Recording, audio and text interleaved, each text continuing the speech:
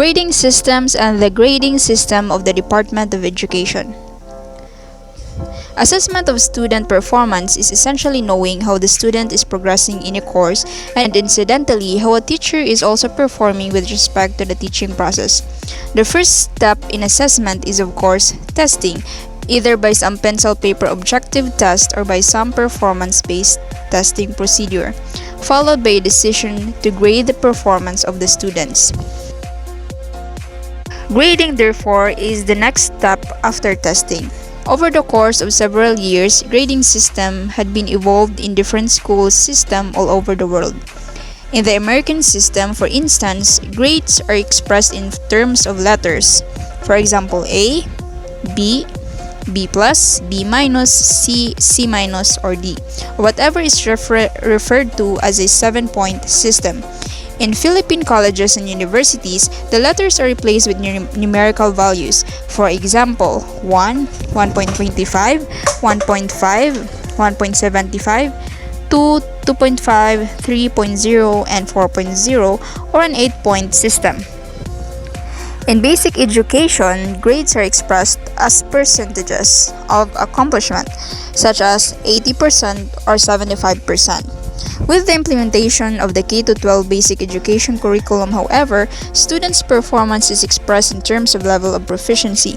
Whatever be the system of grading adopted, it is clear that there appears to be a need to convert raw score values into the corresponding standard grading system.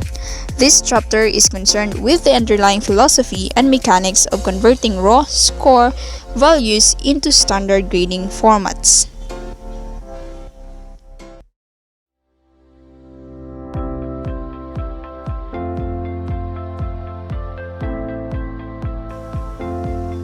Norm reference grading. The most commonly used grading system falls under the category of norm reference grading. Norm reference grading refers to a grading system wherein a student's grade is placed in relation to the performance of a group. Thus, in this system, a grade of 80 means that the student performed better than or same as 80% of the class or group. At first glance, there appears to be no problem with this type of grading system, as it simply describes the performance of a student with reference to a particular group of learners. The following example shows some of the difficulties associated with the norm reference grading. For example, consider the following two sets of score in an English 1 class for two sections of students or of 10 students each. For example, for the class A, you have the scores 30, 40, 50, 55, 60, 65, 70, 75, 80, and 85. For class B, for example, you have scores of 60, 65, 70, 75, 80, 85, 90, 90, 95, and 100.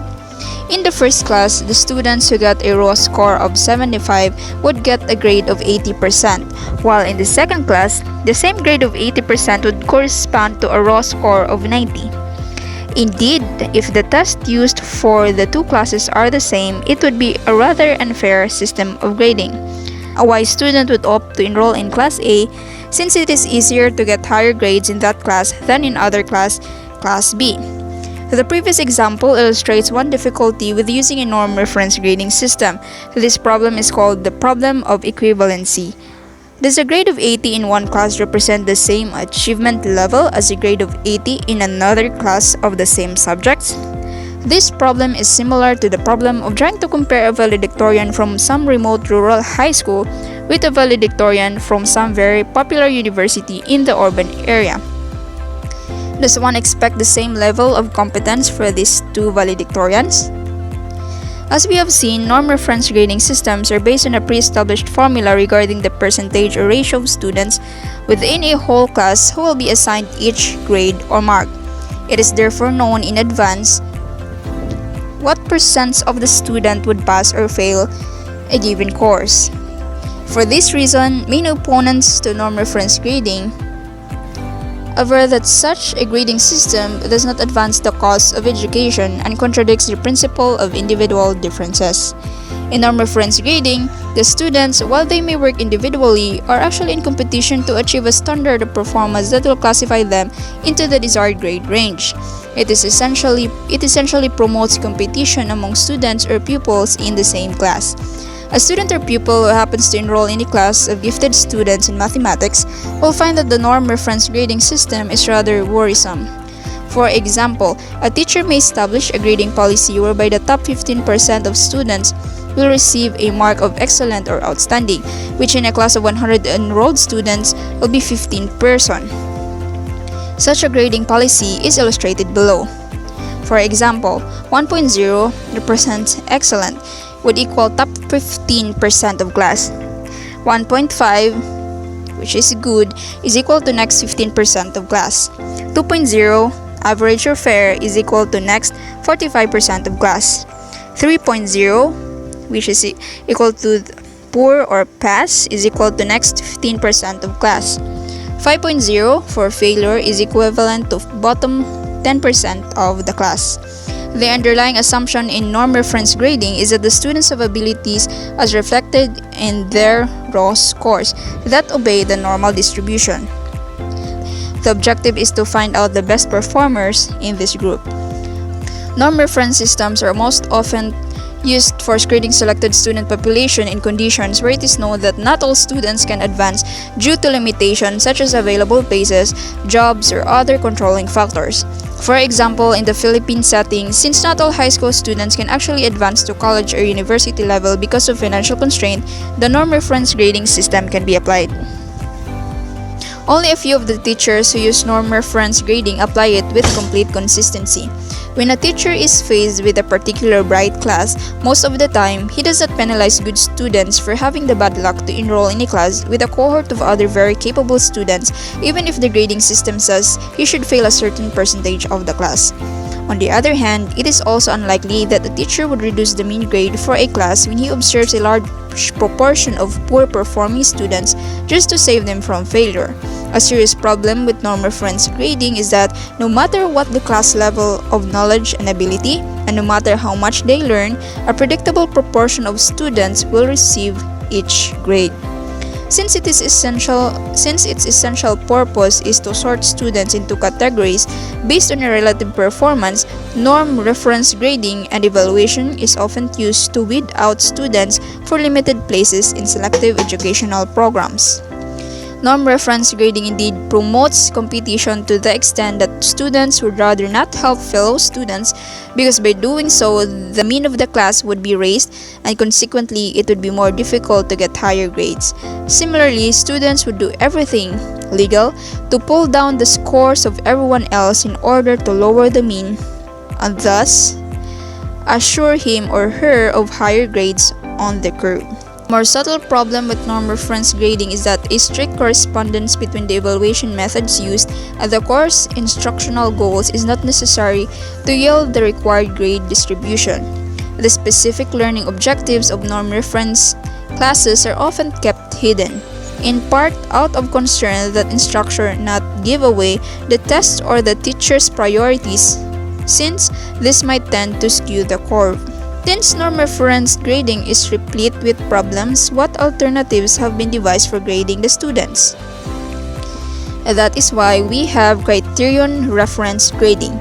Criterion reference grading systems are based on a fixed criterion measure. There is a fixed target and the students must achieve that target in order to obtain a passing grade in a course regardless of how the other students in the class perform. The scale is not change regardless of the quality or lack thereof of the students. For example, in a class of 100 students using the table below, no one might get a grade of excellent if no one scores 98% above or 85% above depending on the criterion used. There is no fixed percentage of students who are expected to get the various grades in the criterion reference grading. 1 as excellent is equals to 98 to 100 or 85 to 100. 1.5 or good is equal to 88 to 97 or 80 to 84. 2.0 or fair is equal to 75 to 87 or 70 to 79. 3.0 Poor or pass is equals to 65 to 74 or 60 to 69. 5.0 or failure is equal to grade below 65 or below 60. Criterion reference systems are often used in situations where the teacher agreed on the meaning of a standard of performance in a subject but the quality of the students is unknown or uneven, where the work involves students' collaboration or teamwork, and where there is no external driving factor such as needing to systematically reduce a pool of eligible students. Note that in criterion reference grading system, students can help a fellow student in a group work without necessarily worrying about lowering his grade in that score. This is because the criterion reference grading system does not require the mean of the class as basis for distributing grades among the students. It is therefore an ideal system to use in collaborative group work. When students are evaluated based on predefined criteria, they are free to collaborate with one another and with the instructor. With criterion reference grading, a rich learning environment is to everyone's advantage, so students are rewarded for finding ways to help each other and for contributing to class and small group discussions. Since the criterion measure used in criterion reference grading is a measure that ultimately rests with the teacher, it's logical to ask what prevents teachers who use a criterion reference grading from setting the performance criteria so low that everyone can pass with ease. There are a variety of measures used to prevent the situation from ever happening in the grading system. First, the criterion should not be based on only one teacher's opinion or standard. It should be collaboratively arrived at. A group of teachers teaching the same subject must set the criterion together. Second, once the criterion is established, it must be made public and open to public scrutiny so that it does not become arbitrary and is subject to the whim and caprices of the teacher. 4 questions in grading. Marinila D. Svinicki of the Center for Teaching Effectiveness of the University of Texas at Austin poses 4 intriguing questions relative to grading. We reflect these questions here in this section under corresponding opinion of Ms. Svinicki for your own reflection. Number 1. Should grades reflect absolute achievement level or achievement relative to others in the same class? Should grades reflect achievement only or non-academic components, such as attitude, speed, and diligence? Should grades report status achieved or amount of growth?